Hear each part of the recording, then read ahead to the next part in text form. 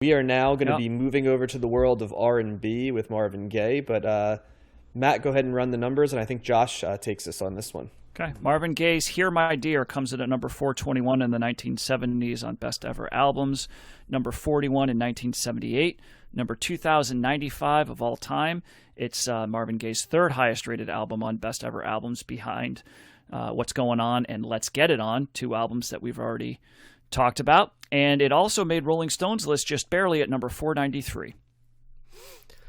All right. Well, John texted us early on, or told us, I can't remember when, before we, about you alluded to listening to this album, and you didn't give us your take, but so that was in my head when I first started listening to this, and this album is something. It's basically the opening words to this album sum up everything on the opening track, "Here My Dear."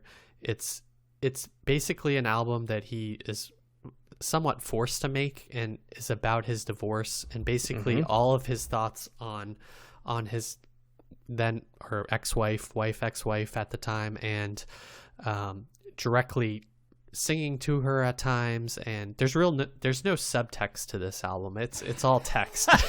It's all on the surface. Yeah. Even I knew that. Yeah, this album can be made is basically the poster child for art as therapy, or music as therapy, for the artist at least. I think that he is definitely working through some stuff here, and the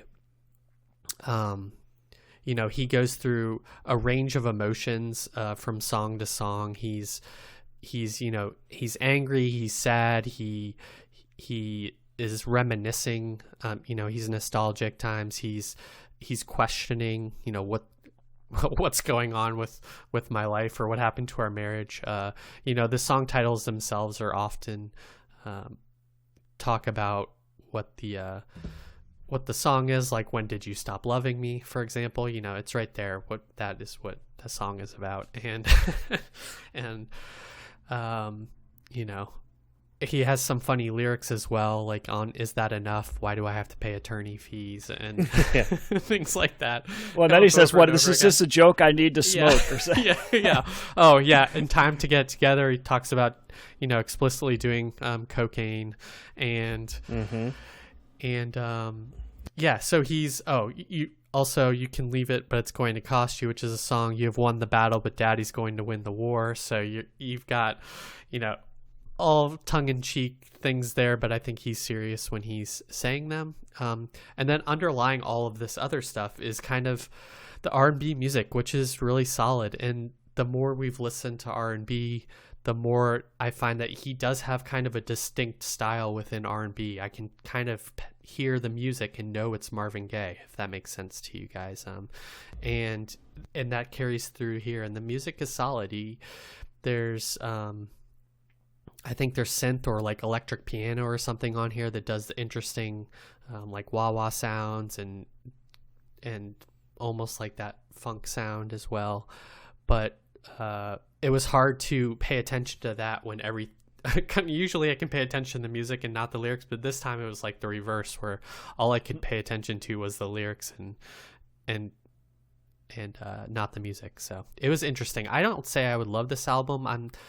I can't remember how I feel about Marvin Gaye as a whole, but I think I like the other albums more than this. But people I think this has become a kind of a cult classic or appreciated album by him. So, well, I disagree with you, Josh, because I like this best of the Marvin Gaye albums that we've covered, and I was higher on both of them than you guys were, I think. Yeah.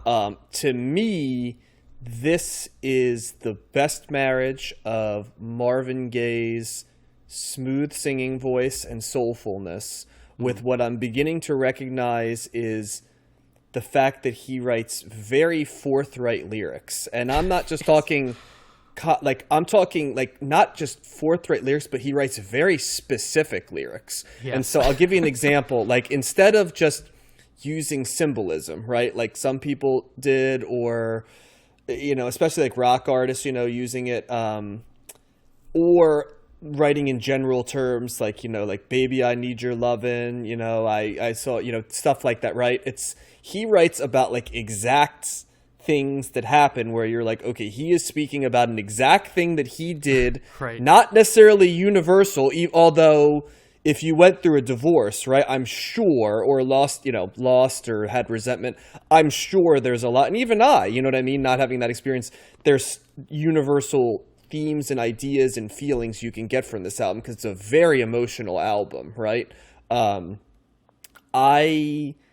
Yeah, like you guys mentioned, though, there's, you know, exact things of like when he cheated, you know, when he used coke, and, you know, what specific things about the law proceedings. I mean, there's a lot there. And then it's like right when it gets real literal, he just randomly throws in a funky space reincarnation, which I still thought that was really interesting because he throws it in between as a song structure, this album fascinates me because it's very linear until it isn't, right? It's like linear, then he'll throw on a random song like that, and then it's like a funky space reincarnation, for example, is in between when did you stop loving me, when did I stop loving you, and you can leave, but it's going to cost you. Two songs that very clearly, you know, one, you know, there's, you know, the beginning is almost like the stages. He introduces the album. The background, of course, is that he wasn't really going to get any money from this album because it was going to go primarily to alimony. So he was going to phone the album in, but he started recording it, and he kind of found it fascinating to make an album about this topic. And what he was going to phone in absolutely becomes one of the albums he most invests in. So it's kind of the artist's deal. You know, when you find your muse, you run with it. So Here, My Dear sort of is like, I look at the prologue, right? And then I Met a Little Girl is the beginning of the relationship. And then Anger is that you see the stages you're going through, and then Anna's song, he's kind of remembering again the good times and trying to figure it out, and then eventually he decides it's got to end, and she does too, and you know, he revisits When Did You Stop Loving Me, and then at the end it's You Can Leave, but it's going to cost you, and Falling in Love Again at the end is, I think, about self-love, not in the relationship, right? It's kind of like falling back in love with being out of it. Mm-hmm. Yeah, he talks about like kind of like self-worth and knowing that there's value in loving someone, and like it's kind of like he goes through the stages of grief of it's a divorce album, right? If there's love albums and there's loss albums and there's, you know, change of life out, this is a divorce album. It's very clearly about divorce. It's very personal.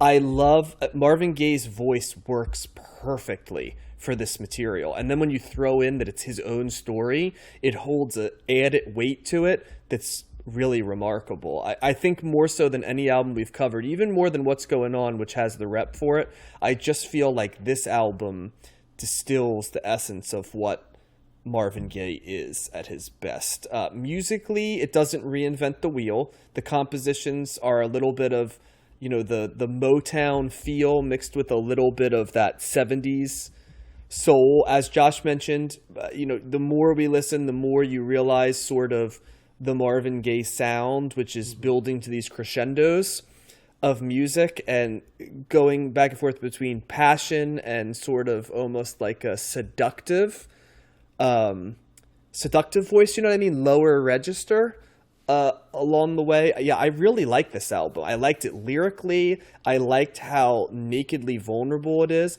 I also realized how few albums we've listened to in the 70s that are this confessional. And I think one of the reasons I didn't really recognize it until we kind of did the 70s is because this type of confessional songwriting became really, really big, especially in the 2000s and the 2010s. And I would argue we're living in the age right now of uber confessional songwriting, you know, whether it be Taylor Swift or Olivia Rodrigo or, you know, all kinds of people, you know what I mean? Like just singer-songwriters. That's Ed Sheeran, you know, all these people who sort of write it very specifically. Even if you go back to the 2000s, right, people writing about their lives.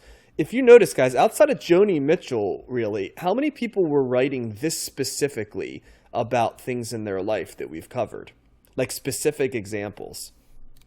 Can you think of any? No, not really. I mean, Joni Mitchell's the one that always came to mind, right? It's and even people that we thought of as being confessional singer-songwriters, they're writing stuff that obviously has personal meaning, but they're not going into this type of granular detail. like Marvin Gaye is. So it's a really unique, Stevie Wonder, right? He's supposed to be in some ways, but he's not. He's writing much more universal than this. He might get some stuff in, but that's specific. But it's bits and pieces here and there. But yeah, I guess that's a long way of saying I really like this album, and I like this version of Marvin Gaye. He's a complicated guy, and this album managed to be both very direct but also very complicated, which I know sounds like an oxymoron, but it's that very interesting art where it's both accessible but also elusive. Mm-hmm. Yeah. So you don't think that if he were asked about this album, like what it meant, you don't think he would say that it's not about his divorce, it's about time, like Bob Dylan did? I don't think that's what Marv. I think there's 1,000. Yeah, that's what I was gonna say. Talk about a juxtaposition, right? Like Bob Dylan, literally can't even admit that an album called "Blood on the Tracks" is, because that's a divorce album too. Sure is. Yeah, but it's also about time. More about time, according to Dylan. So that's a very different way of I'm with you, John. This is my favorite Marvin Gaye album that we have covered, and I was intrigued by the lyrics. I knew a little bit of the history of this record, why it was done, the ramifications of the divorce and how that made him feel. But and some of the lyrics did make me another line that I thought in here was good. That was it was on "Why Did You Stop Loving" or "When Did You Stop Loving Me," where he goes, "If you ever loved me with all of your heart, you'd never take $1 million to part." I thought that was a good line. But so not just, and it's definitely confessional, and I think that's well and good. It makes it interesting in that regard. I was drawn in by the music here first and foremost, and I to me this was a much stronger album musically than Let's Get It On and What's Going On. I like the production in particular better. It was a crisper, cleaner production, particularly compared to What's Going On, which. That was part of my issue with that was kind of like I don't know if it was a grainy kind of, it's almost like a wall of sound kind of production that was just, I don't know. It just didn't really resonate with me as much. But this, to give you an idea, Matt, this was a stripped down production. It was just Marvin Gaye and one engineer, and that's it. That's the only people who produced it. Well, it was a crisper sound, right? It was a crisper, cleaner sound, and I thought it sounded better. Others might disagree, but that's just, listening to this and it was just nice. And I thought that there was a good mix of the ballad songs on here, because there's a couple of slower ballads, and there's some other songs that are a little bit more upbeat with, very decent grooves, and some hooks. There's hooks in here that were, melodic and catchy, which I am always going to like. So there's synths on here. I like the drumming. That was another thing that kind of stood out. Some of the drumming reminded me of, I think we talked about this when we covered the meters. They kind of had that just kind of the syncopation behind it, like a little bit of the offbeat, almost like a little bit of a jazzy type drumming, which I picked out in some of the songs, which I did like. And I thought that this was, overall, it's good. It's a long album, right? It's an hour and 15 minutes, which I think one of the benefits for me of this was I didn't listen to this all in one sitting. Like I listened to 4 songs, then I came back a little bit later, listened to some more. So maybe I broke it up into pieces a little bit, so I didn't listen to it full blown. Maybe that helped a little bit, but I liked most of the songs on here. I think that the only song that I felt dragged or was a little, as far as the music goes, not as interesting was Anna's song. To me, that one kind of was a little bit devoid of a hook or something, or a groove. It kind of slogged a little bit for me. It was a little bit boring, but other than that, I really did like the variety on here. And I obviously love Marvin Gaye's voice. He's got just an exceptional voice that really does playing well here. So, all the stuff you guys said about the lyrics, it's absolutely confessional, and yes, it kind of takes him through all the stages of his relationship and what happened, and some of the lyrics are funny, but yeah, he's putting it all out there. He's not holding back, and this is how I feel, and he's definitely hurt and pissed off. But musically, again, that's where I'm gonna gravitate more towards or be more interested in. And I did like this much better than the other 2 records. So I'm a thumbs up on this record. I think it's my favorite Marvin Gaye album that we covered. Yep. You don't get a disagreement from me. I agree. And while it was, as you mentioned, Matt, while it's long, it didn't feel the hour plus albums can sound like to me, because as you said, it was more musically diverse, and I was taken in by the song cycle.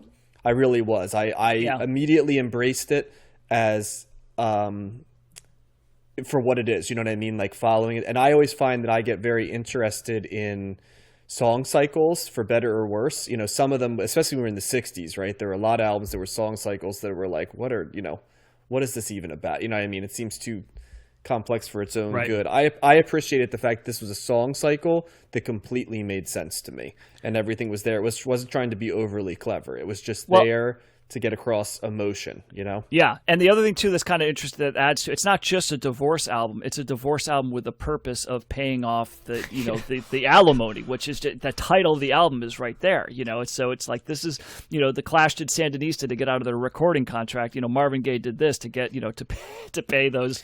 But it's not a bitter album, and it's not a throwaway. It's like, you could tell he explored a lot of different stuff. It's not just like, here, screw you. I mean, he certainly has bitterness in it, but there's nuance in terms of that, like a marriage would have, right? There's albums where he talks about the love and the positive moments. He talks about finding himself within it, you know, when he kind of realized it. So yes, the story is there, but I don't want it to sound like it's too easy a narrative, because I think very nuanced. I think if I remember correctly, like, it was started off as being like, I just have to do this record to pay it off. But as he went along with it, the music was kind of really fitting in, and it turned out to be better than what he thought it was. So I think his intent changed because he realized he was creating something that was better than what he originally thought. So, and in that sense, it was, you know, he was a little bit more prouder of it, I think, maybe than what he originally thought he was going to be. Well, the direct quote I see right here is, when Gaye was set to start production on the record, he said he figured he would do just a quickie record, nothing heavy, nothing even good, stating, "Why should I break my neck when Anna was going to end up with the money anyway?" But as Gaye lived with the notion of doing an album for his soon-to-be ex-wife, the more it fascinated him, stating he felt he owed the public my best effort. Yeah. Gaye stated he did the record out of deep passion, noting he sang and sang until I drained myself of everything I'd lived through. And I think you can hear that in this album, because it does. It has an emotional resonance. Yeah. It's really the ultimate example of a concept album and what a concept album should be. If you're gonna pick one, you know, it's true to form, and that themes carry all the way through. You think it's better than a rock opera, Josh? Definitely. Yes. Yeah, ultimate's a big word, but it is definitely a very clear example of it that was successful. So I'll go that way. Yeah. So yeah, thumbs up for me for sure. Yep.